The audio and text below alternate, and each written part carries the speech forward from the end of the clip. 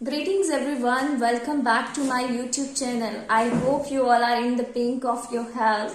So in today's video, I will be talking about something which was broken down and then repaired. This is the cue card number 1 in the final list. So ਅੱਜ मैं गल करांगी कि तुसी वधिया Q card किद्दां बना सकदे हो ते किद्दां 7+ स्कोर कर सकदे हो। अगर तुसी 7 या 7+ स्कोर करना चाहते हो स्पीकिंग मॉड्यूल दे विच तां बच्चे तोनू rather than making sentences you should make a story. ज्यादातर बच्चे की करते हैं वो सेंटेंसेस बनाउंदे ने ते सेंटेंसेस बोलदे ने एग्जामिनर दे सामने जेड़ा कि एक बैड इंप्रेशन पुट करता है। सो तुहानू सेंटेंस बनाने की बजाय एक स्टोरी बनानी चाहिए है जेड़ी कि तुहानू जेड़ी भी स्टोरी होएगी जो भी तुसी आइडियाज दे रहे हो पिछले आइडियाज नाल कनेक्टेड होने चाहिए ने then you will be able to score 7 और 7+। तुसी सेंटेंसेस नहीं बनाने तुसी सिचुएशन नू इमेजिन करना है ते उसने एक स्टोरी विच डेवलप करना है। ऐदा करन नाल तुहाडे इजीली 7 या 7+ आ जाएंगे। ये मेरा personal experience and you should be confident while speaking. Clear?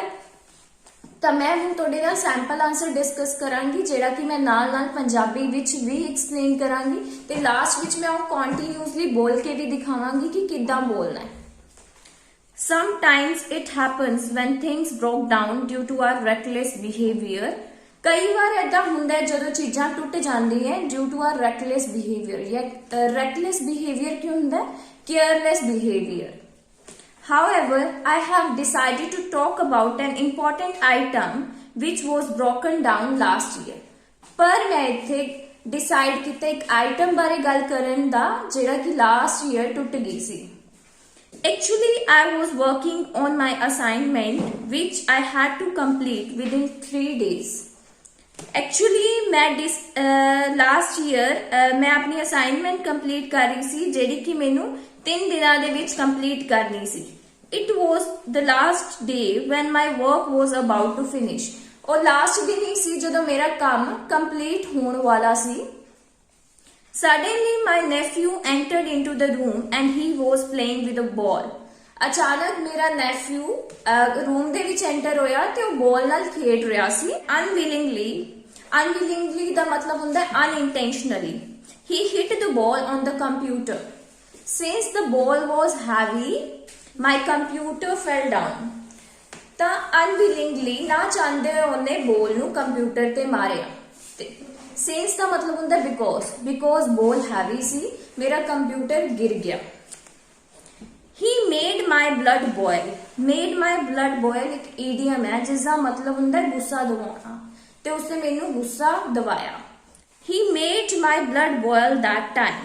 Then I shouted and told him to go out of my room। फिर मैं चिल्लाई ते मैं उन्हें कहा मेरे रूम चो निकल जा। I was feeling blue।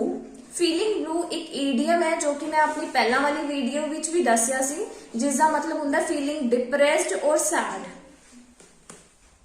As it was mandatory for me to submit my project on the next day क्योंकि ये मेरे लिए मैंडेटरी सी कि मेरा प्रोजेक्ट सबमिट कराना अगले दिन। Due to that incident everything was ruined। सिर्फ उस इंसिडेंट करके सब कुछ बर्बाद हो गया सी।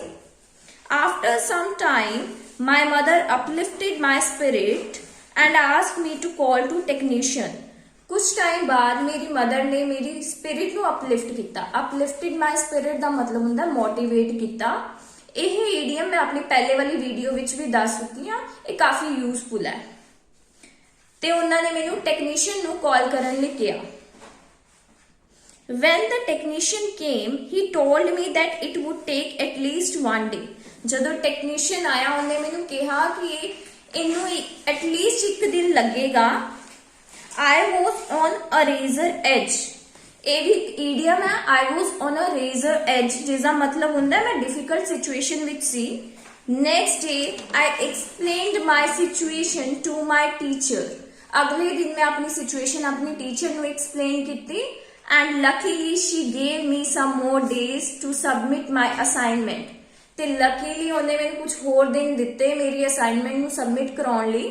When my computer got repaired ਜਦੋਂ ਮੇਰਾ ਕੰਪਿਊਟਰ ਰਿਪੇਅਰਡ ਹੋ ਗਿਆ I worked hard and kept my promise to assign that file on the given day ਤੇ ਮੈਂ ਆਪਣਾ ਪ੍ਰੋਮਿਸ ਪੂਰਾ ਕੀਤਾ ਆਪਣੀ ਫਾਈਲ ਨੂੰ ਅਸਾਈਨ ਕਰਾਉਣ ਦਾ on the given day.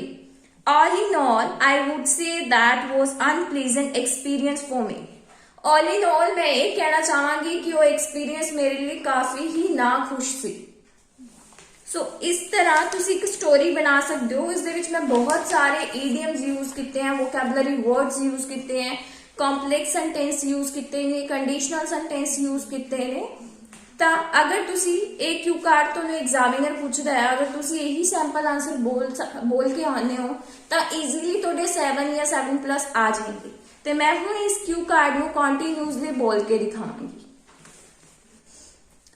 Sometimes it happens when things broke down due to our reckless behavior. However, here I have decided to talk about an important item which was broken down last year. Actually, I was working on my assignment which I had to complete within 3 days.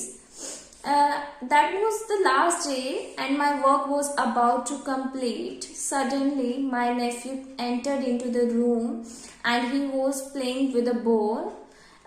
Unwillingly, he hit the ball on the computer screen. Since the ball was heavy, the computer fell down. He made my blood boil. I shouted on him and told him to go out of my room. I was feeling blue as it was mandatory for me to submit that file on the next day. After some time, my mother uplifted my spirit and asked me to call to technician. When technician came, he told me that it would take at least 1 day. I was on a razor edge. Next day, I explained my situation to my teacher. Luckily, she gave me some extra days to submit that file. When my computer got repaired, I kept my promise and worked hard in order to assign my file on the given time. All in all, that was an unpleasant experience for me.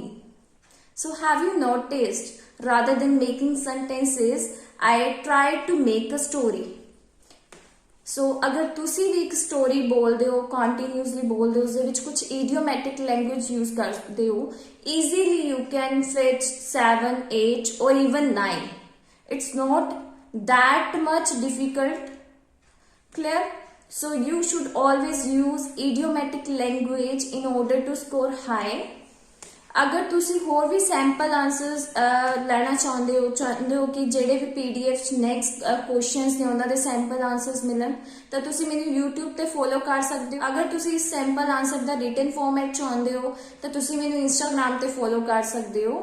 ਮੈਂ ਆਪਣੀ Instagram ID ਦਾ link description ਵਿੱਚ ਦੇ ਦਾਂਗੀ, ਤੁਸੀਂ ਉੱਥੇ ਜਾ ਕੇ check ਕਰ ਸਕਦੇ ਹੋ. Thanks for watching.